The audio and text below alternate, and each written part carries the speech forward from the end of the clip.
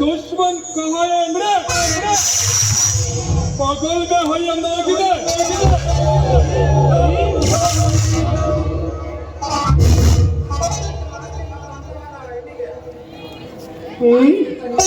ನಾನು ಸಜ್ಜಾಗಿರುವ ಆಸ್ತಿ ಮತ್ತು ಅಂದವಾದ ಹೆಣ್ಣುಗಳಿಗೆ ನಾಯಿ ಎಂದು ಜೊಲ್ಲು ಸುರಿಸುತ್ತಿದ್ದಾರೆ.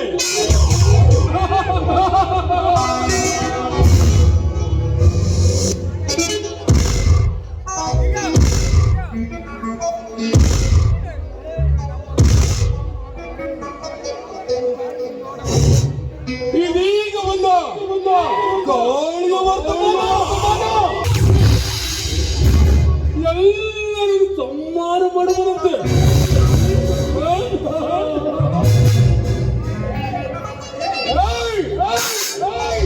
ಇದೆಲ್ಲ ನೋಡಿಕೊಂಡು ಕೂಡುವುದಕ್ಕೆ ನಾನೇನು ನಾಮರ್ದನೆ ಇಲ್ಲ ಈ ಊರಿನ ಶೂರ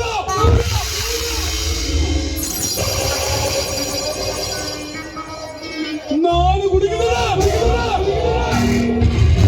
ಆ ಗರ್ಭದಲ್ಲಿರುವ ದೇವರು ಕೂಡ ಮರೆಯಾಗಬೇಕು.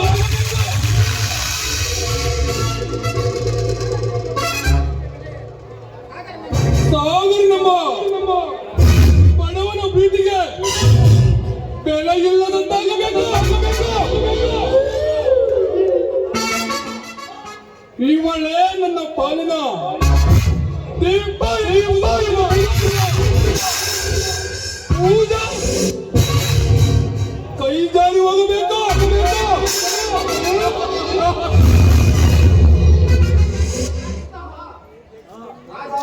ರಾಧಾ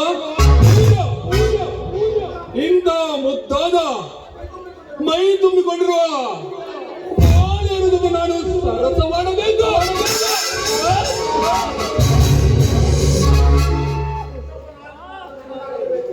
ರುದ್ರಪ್ಪನ ಆಸ್ತಿ ಮಾತ್ರ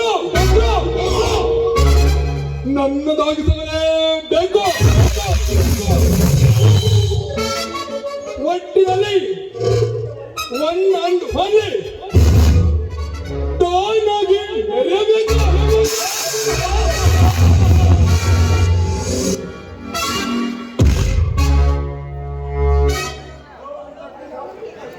ಹಲೋ ಮಿಸ್ಟರ್ ಪ್ರೀತಮ್, ಮಗನ ಮುಖದಲ್ಲಿ ಕಳೆ ತುಂಬಿ ತುಳುಕುತ್ತಿದೆ. ಹೌದು ಕಾಳಿಂಗ, ಮುಂದಿನ ವಾರ ನನ್ನ ಮದುವೆ ಅಜ್ಜಯ್ಯನ ಗುಡಿಯಲ್ಲಿ ತಪ್ಪದೆ ಬನ್ನಿ.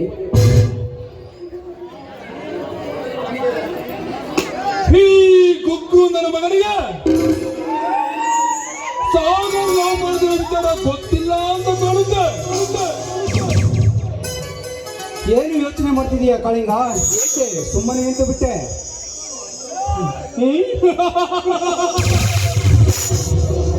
ಅಯ್ಯೋ, ನಿನ್ನ ನೋಡಿದರೆ ಪಾಪ ಅನಿಸುತ್ತದೆ. ಒಳ್ಳೆ ಬಗರಾತಿದೆಯಾ? ಏನು ಕಾಳಿಂಗ, ನಿನ್ನ ಮಾತಿನ ಅರ್ಥ ನನಗೆ ತಿಳಿದಿಲ್ಲ. ಈಗ ನಿನಗೆ ತಿಳಿಯುವುದು ಬೇಡ, ಮುಂದೆ ನಿನಗೆ ಅರ್ಥವಾಗುತ್ತದೆ. ನಿನ್ನ ಮದುವೆ ನಡೆಯಲು ಸಾಧ್ಯವಿಲ್ಲ.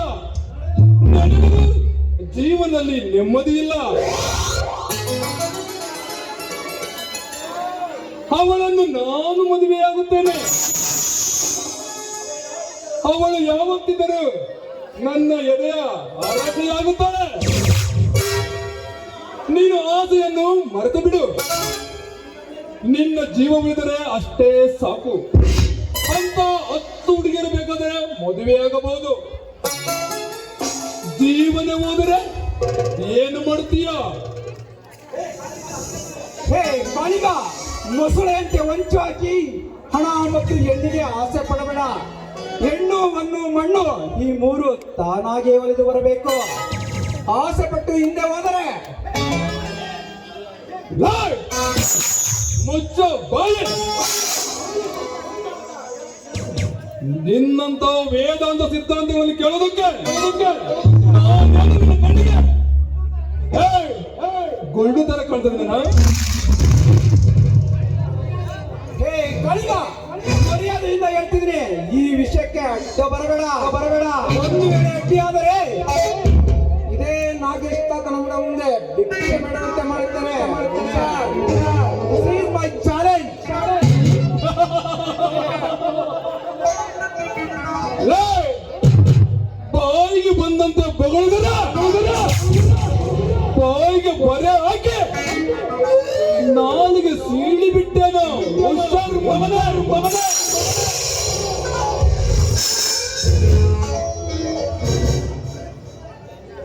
ಹೇ ಮರೆ, ಸುಮ್ಮನೆ ಅಖಂಡಕ್ಕಿಳಿದ ಬೇಡ. ಒಂದು ವೇಳೆ ಅಖಂಡಕ್ಕಿಳಿದ ಮೇಲೆ ಪಂದ್ಯ ಗೆಲ್ಲುವುದು ನಾನೇ. ಏಕೆಂದರೆ ನೀನು ಕಳನಾಯಕ, ನಾನು ಕಥನಾಯಕ.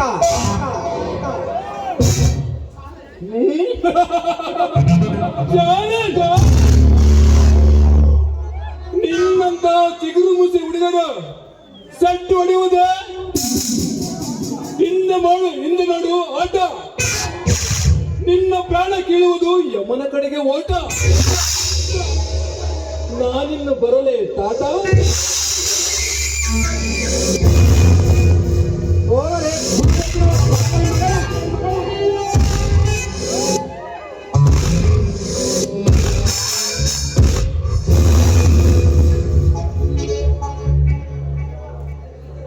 ಹೋಗಲೇ ಬುರುಡೆ ಬಿಡುವ ಬಡಾಯಿ ಮಗನೇ, ನೀನು ಅಂದುಕೊಂಡಂತೆ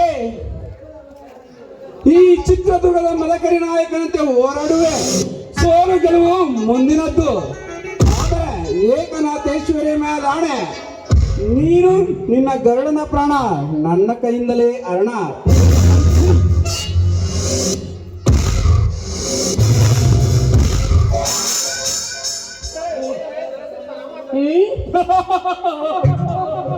ಹೋಗಲೇ ಹೋಗು ನರಸತ್ತ ನಾಮರ್ದನ. ನೀನೇನು ಕಾದು ನೋಡೋದು? ನಿನಗೆ ಇಷ್ಟರಲ್ಲಿ ಇಡುತ್ತೇನೆ ಬಗಣಿ ಗೂಟ.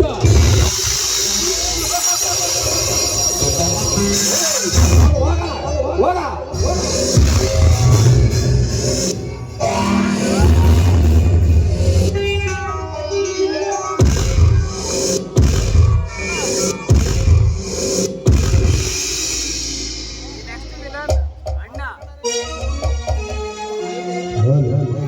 ಹಲೋ, ಈಗ ಪ್ರೀತಮ್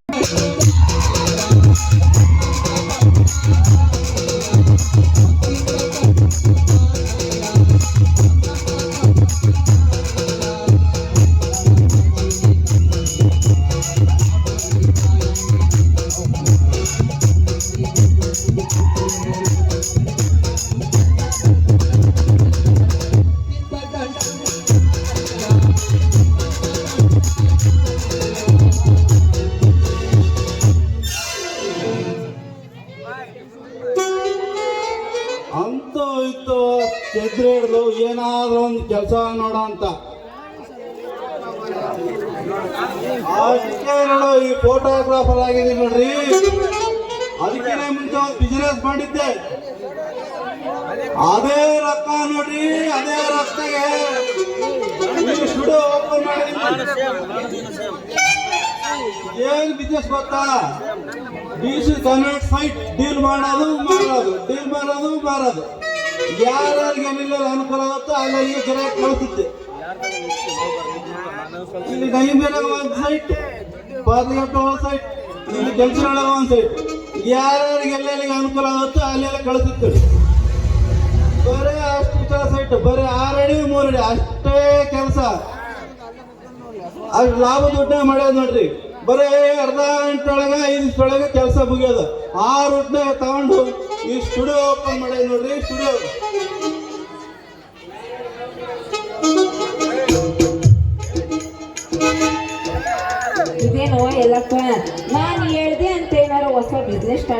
ಏನು ಫೋಟೋ ಗಿಟ್ಟ ಸ್ಟುಡಿಯೋ ಏನಾರ ಇಟ್ಟಿ ಏನು ಹೇಳ್ದಲ್ಲ ಸ್ಟುಡಿಯೋ ಓಪನ್ ಮಾಡಿ ಸ್ಟುಡಿಯೋ, ಅದಕ್ಕೆ ನಾವು ಸ್ಟುಡಿಯೋ ಓಪನ್ ಮಾಡಿದೀನಿ ನಿನಗೋಸ್ಕರ. ಏನಾದ್ರು ನಿಮ್ಗೆ ತೆಗಿಯೋದು ಫೋಟೋ ಕಮ್ಮಿ, ಫೋಟೋ ತಪ್ಪು ತಿಳ್ಕೊಬೇಡ. ಆತು ಬಿಡು, ಹಂಗಾರ ನೀನ್ ನನ್ ಫೋಟೋ ತೆಗಿಬೇಕಂತ ಮಾಡಿಯ. ನೀ ಏನ ಹೇಳಪ್ಪ ಎಲ್ಲಪ್ಪ, ಕೊರೋನಾ ಬಂದಾಗಿಂದ ನಮ್ಮ ಹೋಟ್ಲಾಗ ವ್ಯಾಪಾರನೇ ನಡೆಯಂಗಿಲ್ಲ. ಅದಕ್ಕ ನೀನು ಹ್ಞೂ ಅಂದ್ಬಿಟ್ರ ನಿನ್ನ ಫೋಟೋ ಸ್ಟುಡಿಯೋದಾಗ ಬಂದು ಇದ್ಬಿಡ್ತೀನಿ ನೋಡ್. ಮತ್ತೆ ಅಲ್ಲ ಕಡೆ ನೀ ಮಾಡೋದೇ ನಿನಗೋಸ್ಕರ. ಇಬ್ರು ಸ್ಟುಡಿಯೋ ಓಪನ್ ಮಾಡಿಬಿಟ್ಟು ನೀನು ಆರಾಮ್ನ ಸ್ಟುಡಿಯೋದಾಗ ಕುತ್ಕ, ನಾನು ಹೊರಡೆ ಎಲ್ಲ ಸುತ್ತರ್ಕೊಂಡ್ ಬರ್ತೀನಿ. ಆಮೇಲೆ ಇಬ್ರು ಕುತ್ಕೊಂಡು ವ್ಯವಹಾರ ಮಾಡೋಣ. ಆಮೇಲೆ ವ್ಯವಹಾರ ಮಾಡ ಓಪ್ಪ ಆಡ ಹೋಗಿ ಒಂಬತ್ತು